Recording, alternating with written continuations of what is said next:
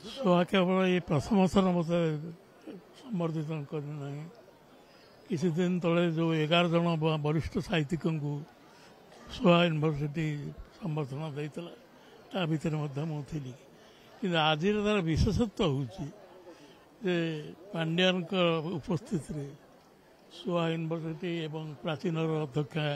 doctor Gayatri बाला पंडा उपस्थित जेपरी भाव में मत संबर्धना दिगला ये केवल मोर मस्तिष्क को नुह हृदय को स्पर्श करिया भाषा साहित्य प्रति सकाल नंदीघोष टीवी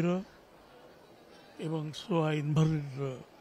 जो अवदान को भूली पारिबे नहीं मोर जो शेष उपन्यास काल अकाल सेटा केवल प्रमेय जोगुर ही मत लिखा होता